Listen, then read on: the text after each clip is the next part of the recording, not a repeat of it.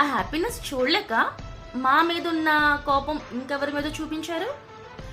మీకు దమ్ము ధైర్యం ఉంటే నన్ను ఫేస్ చేయండి, అంతేకాని పక్కనున్న వాళ్ళని వీళ్ళని ఇబ్బంది పెట్టకండి. అర్థమవుతుందా?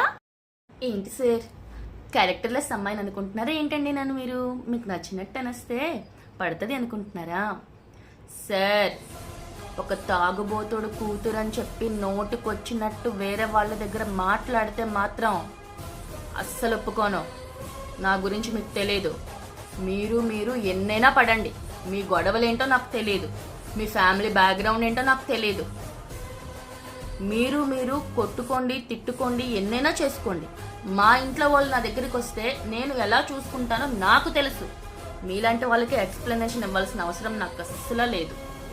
అర్థమవుతుందా? అండ్ ఇంకొకటి, మీరు ఎన్నైనా అనుకోండి, నన్ను కానీ, నా భర్తను కానీ, నా కొడుకును కానీ అండ్ మధ్యలోకి ఇన్వాల్వ్ చేసినా సరే అస్సలు ఒప్పుకోను. అండ్ ఇంకొకటి, మీరు